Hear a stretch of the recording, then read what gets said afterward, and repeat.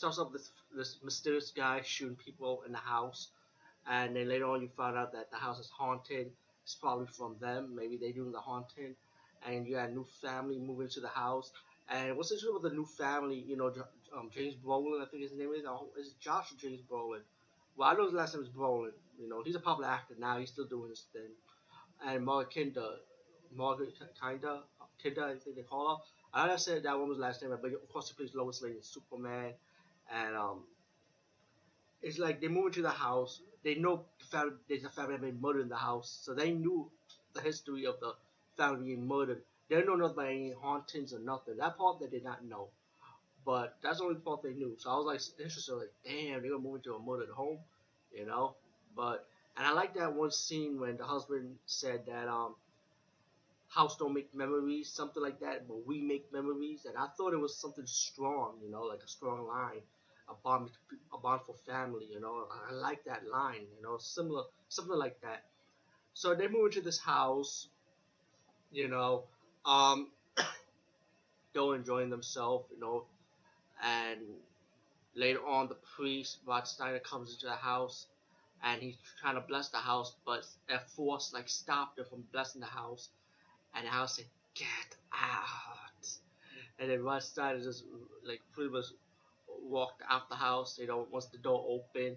And the demon was being nice, actually, in a way. You think about it, the demon said, just get out the house and shut up, pretty much. But of course, later in the movie, Rod Steiner, he's trying to go back to the house, but the demonic presence has so much powerful force that he pushed the priest away, from coming to the house. That's how powerful these demonic forces are.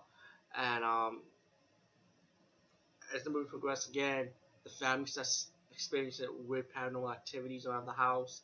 You know, let me just say, I also like the beginning part of this movie, not the beginning part after the murder part, when the lady started introducing the house to the new family, and how she opens each door and you hear the gunshot.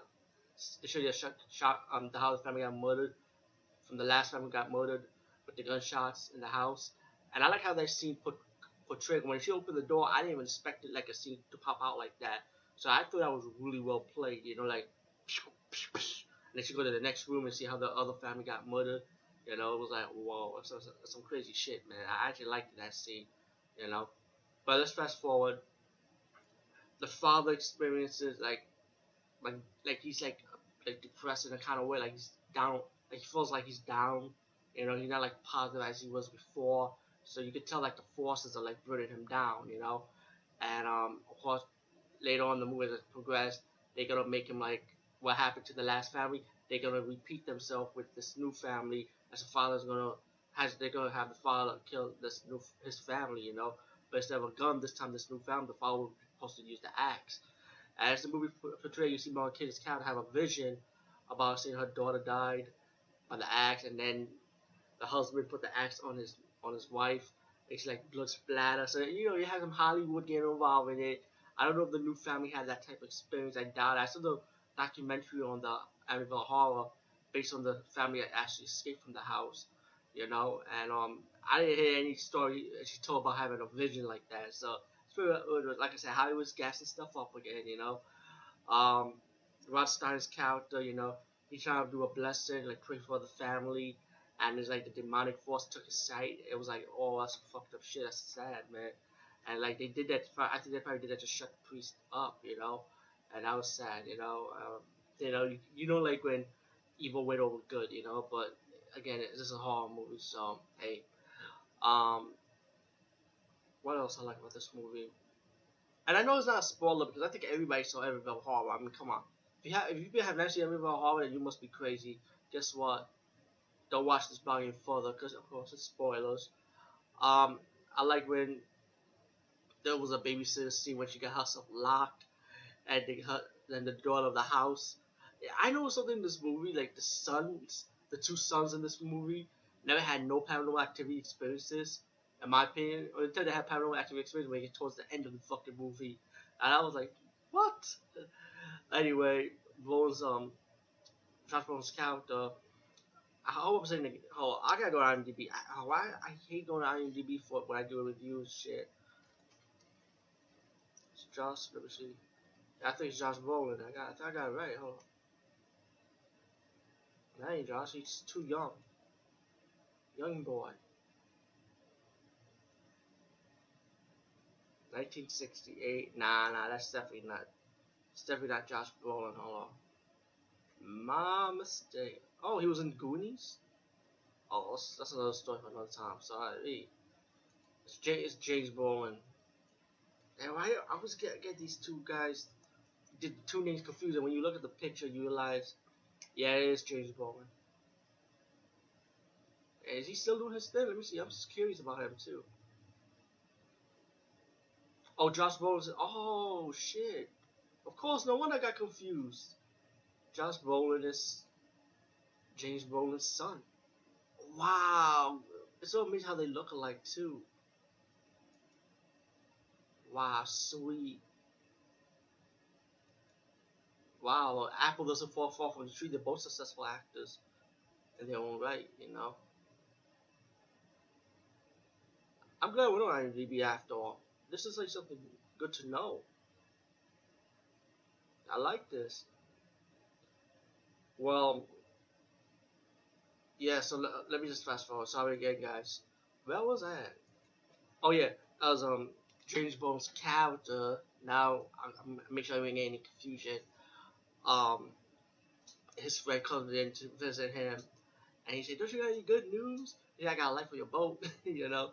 And later on, he brings it like talking about telling telling his friend telling the father of the house, like you gotta get out more, like pretty much like what's wrong with you, like this ain't you. And then he started complaining, he started blaming it on his new wife with 3 kids. It's taking like a toll on you, and then he knocked his friend out, and then his friend kind of forgive him. So he visited his friend and his woman, and the woman started telling him about how this house is possessed. And I think she mentioned something about the Indians. It's like a burial ground for devil worship and so on, and how there's a story of an Indian tribe. They put the crazy people in like underground and stuff. So they were saying something like that's what was a little bit part of the story or the whole. So it's trying to say it's like this is like a burial ground type setting in a way. And then as the woman's knocking the wall down, um, James Bond comes down. He knocked the wall down, and the wall was painted all red and shit. And then the woman that was in the house, she was like a medium in a way. The spirit kind of possessed her a little bit, saying that this is like hell. Or it was like that scene was like pretty scary because you could see her body was taken over by the spirit. It was like pretty well done in that part. I like that. Um, Fast forward again. Markanda's the wife of the moon, Markanda's character. She goes in like doing some more research of the house. She found out about the last family that was in the house with the murder cases. That how the man that killed his own family looks so much like her husband, and then the wife's driving down the house, and then we start having rain, and Jason Brolin have the axe, and like I think the demons trying to make him like see things that's not there, like trying to make like probably think his kids are like demons probably, like how the demons play tricks and shit, and then when he's chopping the door down, and the 3 kids are hiding in the room, in the bathroom, and then the wife came in just in time to stop him, and then James Bones character, the father of the household, see his wife like old looking, and that's not his wife. He's about to kill her, and then the wife turned around just in time, tell her, "Please don't hurt me," and then James Bones character, the father, woke up and he was like hugging us. "I will never hurt you," and they took the kids out.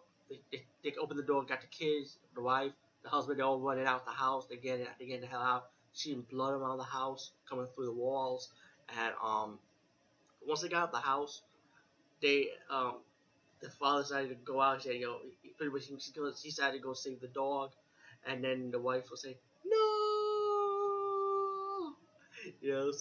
So the husband going back to the house for the dog. A lot of people, like, I remember seeing some reviews of this part of the movie where people say, "Fuck the dog, just leave the house." I'm like, yo, that's cold busted, people, man. Come on, animals are people too. You know what I'm saying? Animals are human just like us. You know, I can't. You don't disrespect animals, man.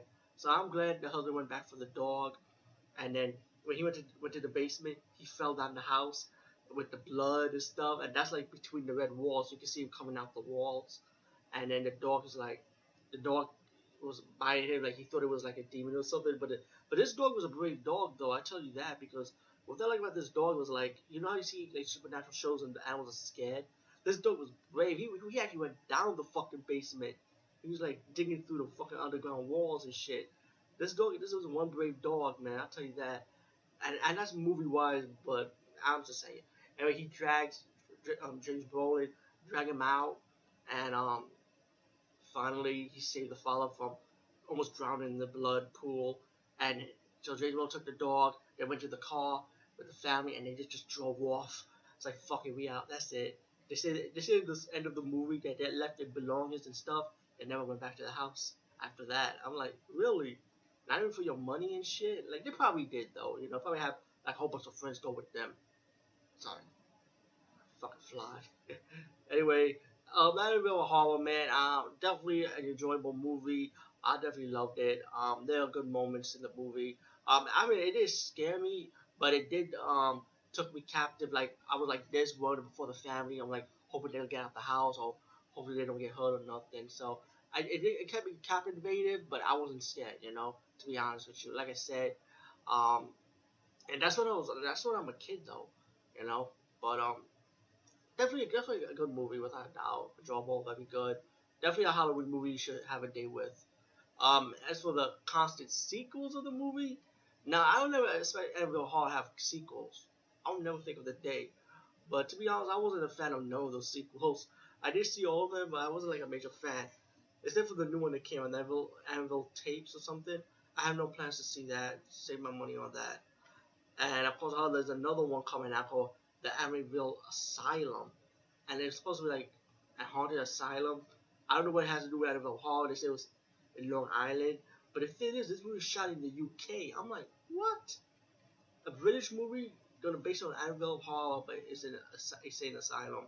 Well, you know, I just saw a teaser trailer of it actually today, believe it or not. And I was gonna do a trailer reaction. I said, you know what? Let me save my energy and wait for the movie to come out. Maybe I might see it because you know, kind of, I don't know what. They might give me a twist and turn for some reason.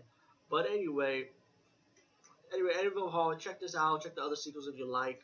Like I said, I'm not a big fan of the sequels. I'm more like I'll stick with the first movie because I thought it was very enjoyable. Oh yeah, and I'll stick with the remake of the Annabelle Hall, which Hollywood did their own take of it. I enjoyed that also, so I'll stick with those two for now. And hey, anyone saw that Annabelle tapes, let me know if you find that interesting. I pretty much like to know. You know, if I get good positive reviews from you guys, I might check that movie out. Peace, guys. See you later.